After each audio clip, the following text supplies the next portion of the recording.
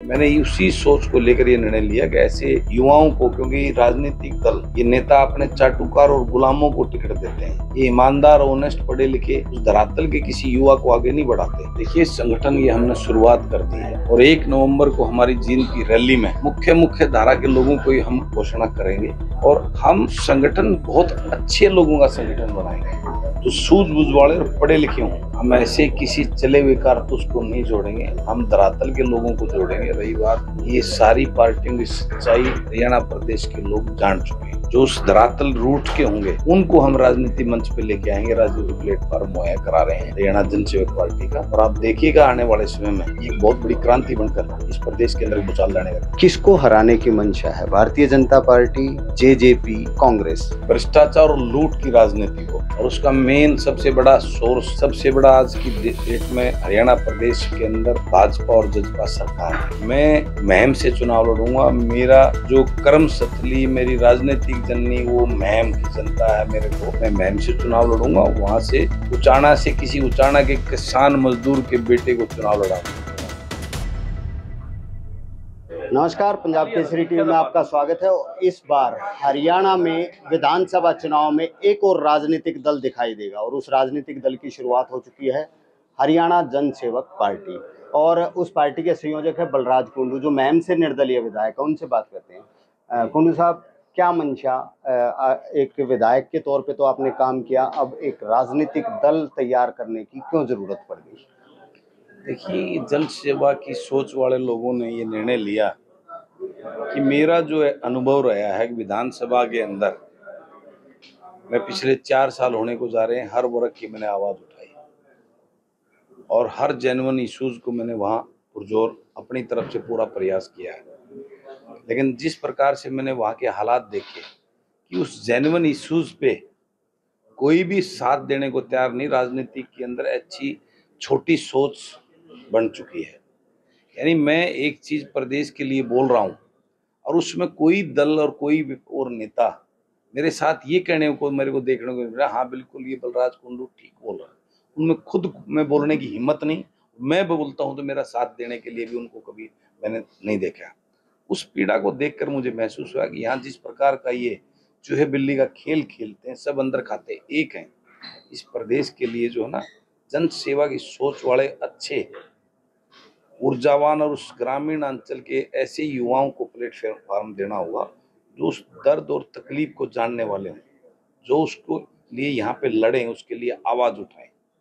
तो मैंने उसी सोच को लेकर ये निर्णय लिया कि ऐसे युवाओं को, क्योंकि राजनीतिक दल ये नेता अपने चाटुकार और गुलामों को टिकट देते हैं, ये ईमानदार ऑनेस्ट पढ़े लिखे उस धरातल के किसी युवा को आगे नहीं बढ़ाते। आज तक के इतिहास में देखो, ऐसा कोई चेहरा अगर आपको नजर आए तो नहीं आते। तो मैंने ऐसे ईमानदार पढ़े लिखे युवाओं, धरातल के उन युवाओं को आगे बढ़ाने के लिए, राजनीति में प्रेरित करने के लिए, युवाओं की भागीदारी राजनीति में बढ़ाने के लिए मैंने इस दल का गठन किया है। और आप देखेंगे कि आने वाले टाइम में इस प्रदेश के युवाओं को एक ऐसा विकल्प देकर इस प्रदेश में राजनीतिक व्यवस्था बदलने का हम काम करेंगे। कोई भी राजनीतिक दल हो, संगठन सबसे बड़ी अहमियत रखता है। संगठन कहाँ तक पहुँचा है? क्योंकि आप विधानसभा चुनाव की बात कर रहे हैं और 1 साल का ही समय है, तो संगठन कहाँ तक पहुँचा?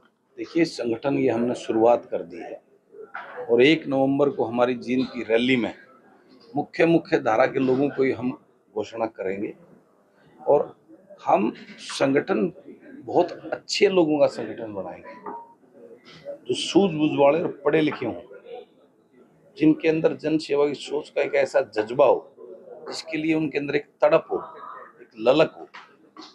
उन लोगों का हम जो अपने संगठन के अंदर हम जोड़ने जा रहे हैं, बातचीत हमारी चल रही है और निश्चित रूप से आने वाले 1-1.5 महीने में हम पूरे प्रदेश में जिला स्तर पर, ब्लॉक स्तर पर, विधानसभा स्तर पर अपना संगठन को खड़ा कर देंगे। आप हरियाणा विधानसभा में हैं, कांग्रेस पार्टी है, भारतीय जनता पार्टी है, आम आदमी पार्टी है, हालांकि विधायक नहीं है उनका, लेकिन वो मार्केट में है, जननायक जनता पार्टी है। तो क्या उनसे भी कोई नेता आपके संपर्क में है जो आपके दल में जुड़ना चाहता हो? देखिए, हम ऐसे किसी चले हुए कारतूस को नहीं जोड़ेंगे, हम धरातल के लोगों को जोड़ेंगे। रही बात, ये सारी पार्टियों की सच्चाई हरियाणा प्रदेश के लोग जान चुके हैं। हरियाणा में आप पार्टी आई थी, लेकिन आप पार्टी की दोगली नीतियों की वजह से हरियाणा में उसको एक्सेप्ट नहीं कर रहे हैं लोग। आप पार्टी का ये चेहरा, जैसे आज की अखबार की खबर है, कल वो परिषद की बैठक ली है होम मिनिस्टर ने, और आज की उसमें पंजाब के चीफ मिनिस्टर ने इस बात का पूरा मेन स्टेटमेंट दिए कि कोई सवाल ही नहीं पैदा होता कि वो नहर हम बनने देंगे, एक बूंद भी पानी हरियाणा को नहीं देंगे। इस प्रकार की दोगली चेहरी आपकी सरकार पंजाब में है, हरियाणा को भाई कहते हैं, हरियाणा में अपना करना चाहते हैं, तो वो खुले मन से बोले ना, अगर जो हक बनता है हरियाणा को हम दे, तब तो मानेगा आप पार्टी की नीयत और नीयत में खोट नहीं है। वो बिल्कुल पूर्ण रूप से विकास के एजेंडे में प्रदेश को, देश को आगे बढ़ाने के सोचे, वो सिर्फ राजनीतिक खेल कर रहे हैं। हरियाणा में कुछ बोल रहे हैं, पंजाब में कुछ बोल रहे हैं, दिल्ली में कुछ बोल रहे हैं। ऐसे अब लोग इस प्रकार की राजनीति से थक चुके हैं, उनका जो है ना विश्वास उठ चुका है। अब लोगों के बीच से उनके अपने बेटे जो उस धरातल रूट के होंगे, उनको हम राजनीति मंच पे लेके आएंगे, राजनीति प्लेटफॉर्म मुहैया करा रहे हैं हरियाणा जन सेवक पार्टी का। और आप देखिएगा आने वाले समय में ये एक बहुत बड़ी क्रांति बनकर इस प्रदेश के अंदर भूचाल लाने का काम करेंगे। हरियाणा विधानसभा चुनाव से पहले लोकसभा के भी चुनाव हैं, उसके लिए क्या स्टैंड रहेगा हरियाणा जन सेवक पार्टी? देखिए, पहले हमारा जो उद्देश्य है पार्टी को पूर्ण रूप से खड़ा करना, पूरा संगठन बनाना, और उसके लिए अगर लोकसभा से पहले हम इस चीज़ को प्रिपेयर कर गए तो कोई अच्छा सबके निर्णय से कोई ऐसा हमारा को उम्मीदवार हमारे बीच में अगर ऐसा निकल के आता है, कोई इच्छा जाहिर करता है, अगर ऐसा हमें माहौल और वो लगता है, तो उसके बारे में विचार करेंगे। लेकिन अभी फिलहाल हमारा मेन फोकस जो है पार्टी के संगठन को मजबूत करना और विधानसभा के लिए फोकस करना है। तो क्या 90 की 90 विधानसभा सीटों पर चुनाव लड़ने की तैयारी है? देखिए, हमें अगर 20 अच्छे लोग मिलेंगे तो 20 पे लड़ेंगे, 30 मिलेंगे 30 लड़ेंगे, 50 मिलेंगे तो 50 पे लड़ेंगे, और 90 मिलेंगे तो 90 पे लड़ेंगे। किसको हराने की मंशा है? Bharatiya Janata party, JJP, Congress? भ्रष्टाचार और लूट की राजनीति हो, और उसका मेन सबसे बड़ा सोर्स, सबसे बड़ा आज की डेट में हरियाणा प्रदेश के अंदर भाजपा और जजपा सरकार है, उसको हटाना और अच्छे लोगों की सरकार बनाना, यही उद्देश्य है। क्या कहीं ना कहीं ये तो नहीं हो जाएगा कि बलराज कुंडू के जो चुनावी प्रत्याशी मैदान में होंगे वो अप्रत्यक्ष रूप से भारतीय जनता पार्टी को ही फायदा पहुंचा दें? ऐसा क्यों? ये प्रचार जो है, अभी पिछले दिनों मैंने उकलाना में बस चलाई, उकलाना के अंदर मीडिया के साथियों का एक सवाल था मेरे ऊपर कि लोग ये कह रहे हैं कि आप हुड्डा की बी टीम के रूप में काम कर रहे हो, और यहाँ पे जो है आप जो है ना उकलाना में इसलिए हो तो यहाँ से उसको शैलजा को हराने के लिए आप आए। मुझे आज तक ये समझ में नहीं आया कि मैं बीजेपी की बी टीम हूँ या हुड्डा की बी टीम हूँ। यही जहाँ जो जिसके जो लोग हैं वैसे ही मेरे ऊपर लांछन और ब्लेम लगा रहे हैं। मैं इस प्रदेश की तड़प और युवाओं के दर्द को लेकर इस राजनीति में, किसी को फायदा नुकसान पहुंचाने के लिए, मेरा फायदा और सोच सिर्फ इस प्रदेश के युवा, गरीब, किसान, मजदूर के लिए है। उसको कैसे फायदा हो, उसको कैसे आगे बढ़ाया जाए, उसका भला कैसे हो, युवाओं को रोजगार कैसे दिया जाए, इस सोच को लेकर मैं राजनीति में आया। तो जो आपके साथी हैं, जो निर्दलीय प्रत्याशी हैं, पार्टियों से अलग जो निर्दलीय प्रत्याशी हैं, क्या उनसे भी आपकी बातचीत हुई है? क्योंकि आप लोग मैं साथ रहते हैं। उनसे किसी से ना बात करने वाला हूँ, ना मेरे एजेंडे में उनमें से कोई व्यक्ति फिट बैठता है। दूसरी बात, क्योंकि आप एकदम उचाना की साइड में ज़्यादा सक्रिय हो गए, ये कह रहे थे कि वहाँ पे कुंडू बाहुल्य क्षेत्र के गांव ज़्यादा हैं, तो ये उचाना विधानसभा के आसपास, तो क्या आपको लगता है कि आप उधर से चुनाव लड़ने की तैयारी कर रहे हैं? मैं महम से चुनाव लड़ूंगा। मेरा जो कर्म स्थली, मेरी राजनीतिक जननी, वो महम की जनता है। मेरे को, मैं महम से चुनाव लड़ूंगा, वहां से उचाना से किसी उचाना के किसान मजदूर के बेटे को चुनाव लड़ाऊंगा। मेरा इस प्रकार का प्रचार करके सिर्फ भ्रांतियां फैलाई जा रही हैं।